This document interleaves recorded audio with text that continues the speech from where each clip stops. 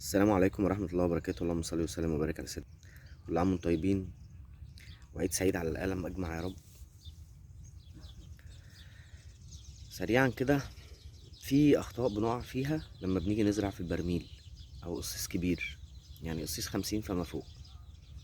المفروض نخلي بالنا من حتة الصرف وما نزرعش في تربة تقيلة. يعني من ضمن الأخطاء القاتلة اللي الناس بتقع فيها إنه أنا عايز أزرع شجرة مثمرة على الروف، عايز أزرع شجرة مثمرة في البلكونة عندي، هجيب برميل وأروح جايب تراب أسمر او رمل صافي ويزرع في رمل صافي او يزرع في تراب اسمر صافي. ده خطأ جدا طبعا. المفروض اول حاجة باخد بالي منها، فتحات التصريف لازم تكون واسعة، يعني من اول قصيص 50 و40 سنتي كمان، من اول 40 سنتي فما فوق للبرميل ال60 وال120 وال200. لما باجي ازرع لازم اخلي بالي من فتحات التصريف، ده رقم واحد. لازم اوسع فتحات التصريف. ممكن اعمل ماسورة، وسبق شرحت الكلام ده في فيديو قبل كده لطريقة عمل البرميل، موجود في القناة. اللهم صل على سيدنا محمد. يبقى اول حاجه بخلي بالي من فتحات التصريف. تاني حاجه بعملها، لازم احط طبقه سن او طبقه حصى تحت. هي الفكره في السن او في الحصى علشان التربه لما تتحط ومع عوامل الجويه وعوامل الضغط التربه بتنضغط، فممكن فتحات التصريف تتقفل وما تصرفش الميه. زي طبقات الارض مثلا، ما طبقات الارض طبقه تراب وطبقه حصى وطبقه حجر وطبقه رمليه وطبقه فيها ميه. لازم يبقى نفس الطريقه. انا بحط طبقه حصى، سن. الافضل السن الناعم او الطوب الاحمر يتكسر حتت صغيره ويتحط في القاع. طيب بعد كده بحط طبقه رمله، يعني بعد السن او بعد الحصى بحط طبقه رمل، وبعد كده ببتدي احط التراب الاسمر بتاعي، بس بحط تراب اسمر ورمل.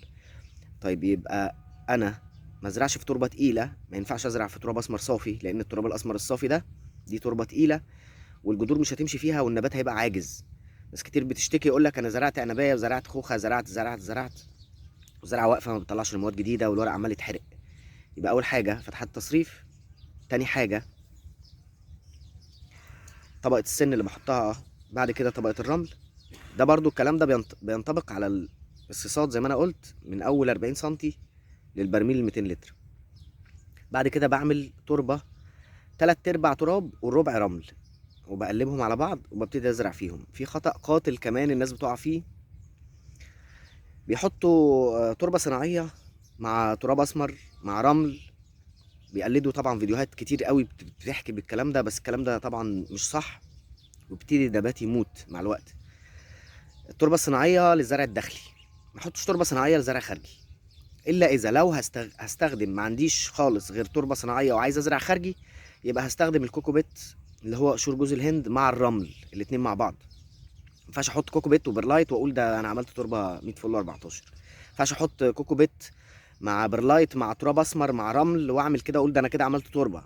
مفيش الكلام ده. التربه كده بالطريقه دي ما بتبقاش مناسبه، وصرفها بيكون سيء. يبقى زرع خارجي تراب اسمر ورمل، زرع داخلي تربه صناعيه وبرلايت وممكن نسبه رمل، علشان يبقى في تماسك للجذور للنبات في القصيص، ومش اي خبطه تهزه او توقعه. يبقى اتكلمنا مع بعض كده عن الاخطاء اللي بنقع فيها كلنا لما بنيجي نزرع شجره مثمره او شجره كبيره او وات ايفر. ممكن شجره كبيره عندنا زينه وانقلها في برميل او انقلها في قصيص كبير، واحط تراب او احط رمل او اي بيئه او اي تربه موجوده عندي بحطها وخلاص، واقول ده الزرع ما بيكبرش. يبقى ناكد تاني، فتحات التصريف تكون واسعه. رقم اتنين، الحصى، طبقه الحصى او طبقه السن او طبقه كسر الطوب. محدش عنده الكلام ده ممكن احط زلط. الفكره هنا ان انا احط حاجه تمنع نزول الميه. هو الفرق بس في السن والطوب ان هما بيمتصوا الميه، ولو اي اسمده احنا حطيناها السن والحصى السن والطوب الاحمر هيمتصها، والنبات جذوره لما تلف وتنزل لتحت هيبتدي يمتص ويتغذى من العناصر اللي موجوده. يبقى نخلي بالنا من الكام حاجه دول. واهم حاجه تنظيم الري، زي ما دايما بقول يا جماعه، نظموا الري نظموا الري نظموا الري. حته تنظيم الري دي على حسب جفاف عمق التربه. مفيش حاجه اسمها اسقي كل يوم وكل يومين وكل 3 ايام. ده انا بسقيش الزرع على كل اسبوع، ما بسقيش الزرع على كل 10 15 يوم. الري على حسب جفاف عمق التربه. القصيص 40، هحفر على عمق 10 15 سم من جانب القصيص. راتب قوي من تحت مش هسقي. التربه ابتدت تنشف، هسقي طبعا. ولما اجي اسقي كميه الميه قد ايه؟ ده سؤال بيورد كتير قوي. ناس تقولوا انا اسقي كميه ميه قد ايه؟ انا بحط كميه ميه لحد الحز، يعني لحد الحز الداخلي من القصيص. بملى ميه، بسقي غمر. طبعا لو واحد سقى غمر والفتحات التصريف سيئه والتربه تقيله، النبات هيتعب ويموت. يبقى احنا بنقول نظموا الري عن طريق جس التربه، عن طريق ان انا اجس التربه الاول. وعيد سعيد عليكم يا رب، وكل عام وانتم بخير يا رب. ربنا يتقبل من كل الناس، وربنا يوفق بتوع الثانويه العامه، ربنا يصلح حالهم يا رب عشان اهاليهم الغلبانين التعبانين الشقيانين معاهم. وكل عام وانتم طيبين، والسلام عليكم ورحمه الله وبركاته.